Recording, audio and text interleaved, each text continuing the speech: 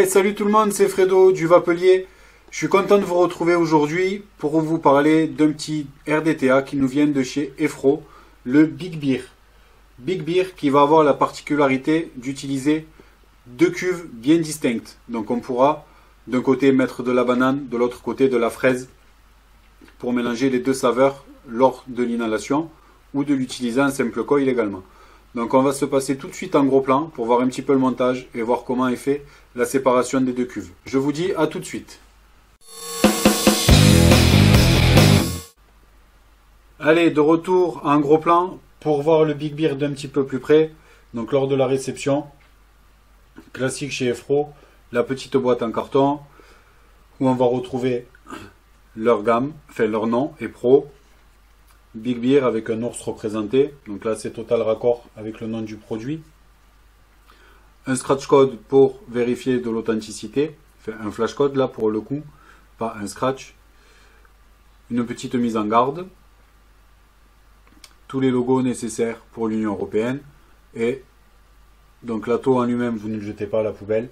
La boîte en carton, quant à elle, est recyclable, donc vous pouvez la jeter à la poubelle. Ici sur le code barre, on a à ma gauche Big Beer et juste à côté la couleur de l'atto. Hop, allez, on libère le gros ours de sa boîte. Petite notice d'explication qui est tout en anglais mais qui est relativement simple à comprendre pour les personnes qui ont un petit peu l'habitude soit de l'anglais soit du reconstructible en général, avec des dessins qui sont bien illustrés, donc c'est pour ça que c'est assez simple à pouvoir comprendre la notice d'utilisation. Nous avons un petit sachet de spar dans lequel il est fourni deux coils en Clapton et deux coils simples, une clé, des joints de rechange et un obturateur de chambre si vous voulez le monter en simple coil. Il y a un Pyrex de remplacement et le gros ours qui est là mais qui est totalement inoffensif. N'ayez crainte. Les mensurations de ce gros ours sont de 6 ml répartis sur deux cuves, 3 ml chacune. Son prix est de 29,90 €. Il a un diamètre de 25 mm et un poids de 60 grammes. Donc, il n'y a pas son drip tip ici qui est propriétaire. Donc pas d'adaptateur fourni avec pour pouvoir y mettre un drip tip 510 pour ceux qui apprécient le 510. Une cloche, donc qui est un peu dans le même style que les RDTA+ de chez Limitless, les combos RDTA de chez eJoy. On peut enlever son top cap pour juste avoir la cloche. On a deux joints toriques ici, joints noirs qui sont relativement souples. Un plateau de montage type Velocity avec un énorme plot positif. Une bague ici qui va permettre de maintenir le coton en place une fois que celui-ci sera passé. Juste on tire la bague ici qui permet aussi elle de maintenir les cotons en place et qui aura un trou de chaque côté pour pouvoir remplir vos cuves. On voit ici le joint avec les séparations des deux cuves. Donc complètement hermétique une fois que tout est mis en place, puisque c'est guidé ici, on le voit dans la cloche là, on a le petit décroché qui va permettre de venir épouser le joint qui est là. Le Pyrex, pareil, donc avantage de ce Pyrex là, c'est que certes il tient en place, mais pour l'enlever ou le remettre, eh bien, on va venir coulisser sur les joints qui sont là. Donc on n'aura pas possibilité de pouvoir le casser si ça vient à forcer.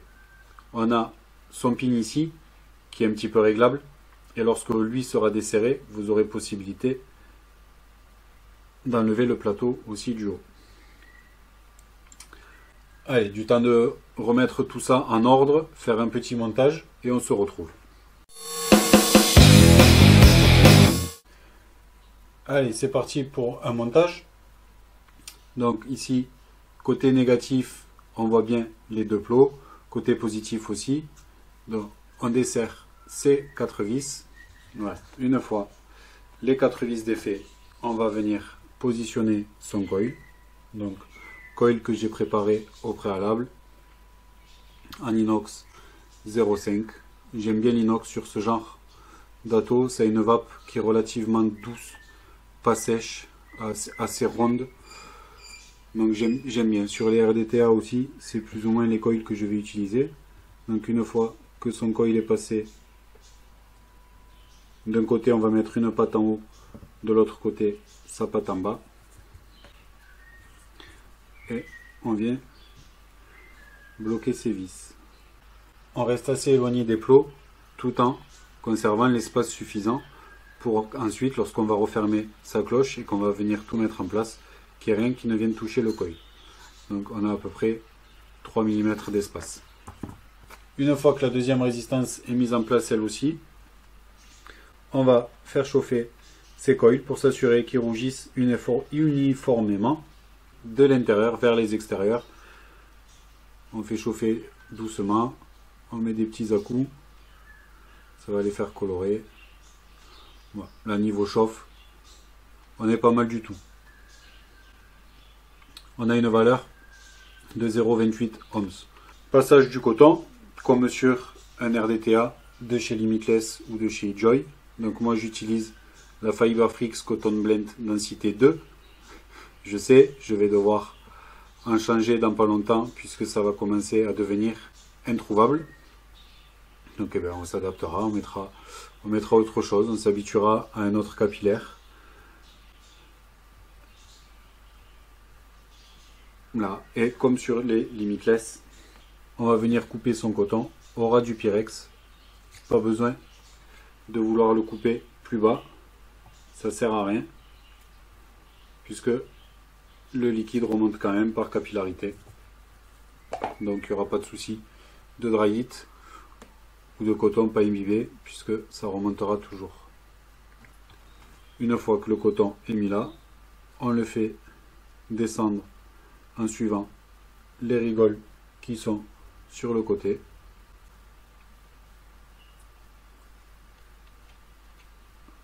Sa petite pseudo base. La bague filetée qui va venir bloquer l'ensemble.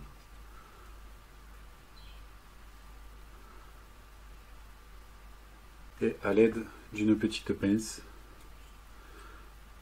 on enlève le surplus de coton qui s'est pris dans le filetage. On le remonte pour que ça vienne faire contact avec la résistance, pour pas avoir de point de chauffe. Là où il y a l'orifice de remplissage, on vient pousser son coton, pareil avec la clé. Ça sera beaucoup plus simple lors du remplissage. S'il n'y a pas de coton qui vient obstruer le trou, ça évitera que ça dégueule. Et donc pour le test, d'un côté je vais mettre du Talac en die de chez Vape Institut, donc 3 ml, je vous le rappelle, sur chaque cuve. Et de l'autre côté, on va mettre du Maloc de chez Vape Institut également. Deux liquides assez proches, mais dans un, il y a un petit côté carambar qui va venir, plus le caraméliser.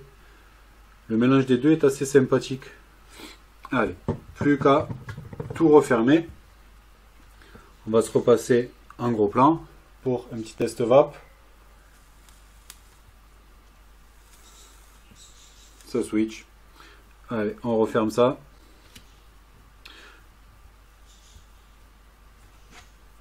L'airflow va venir sous la résistance pour avoir un meilleur flux d'air, meilleur rapport d'air qui va faire venir en bouche les saveurs. Allez, on passe tout de suite en gros plan pour le test vape. A tout de suite. C'est parti pour le test vape du Big Beer de chez Epro. RDTA à double cuve de 3 ml chacune, qui va vous permettre de pouvoir mélanger deux saveurs complètement différentes.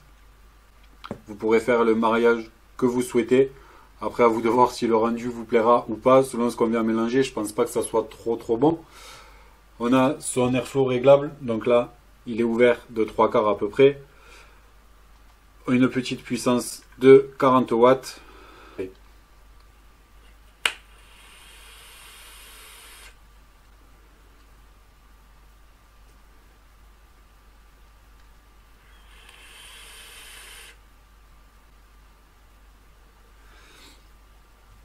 c'est très faiblard en goût.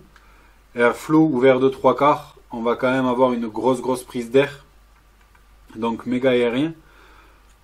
J'aime bien l'aérien, mais là même à 3/4 c'est un peu trop. Donc on va monter un petit peu la puissance, hein. On va voir ce que ça donne. Ouais, on va pour du 60.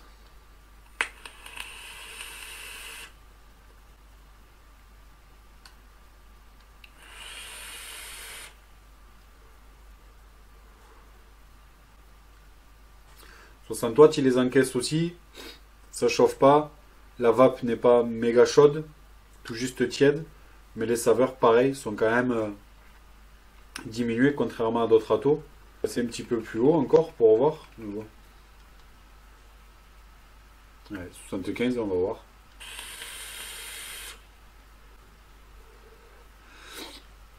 « 75 watts, un volume de vapeur assez dense. Ma base utilisée pour les liquides sont en 30 de propylène et 70 de glycérine. 75 watts, et là par contre je commence à avoir des saveurs. Donc c'est un ato qui va quand même lui demander pas mal de chauffe. Je suis à 0,25 en double coil. C'est de l'inox, donc normalement il n'y a pas besoin de le tartiner en puissance pour que ça soit assez réactif et que ça développe bien. Mais là en l'occurrence sur ce modèle-là, oui.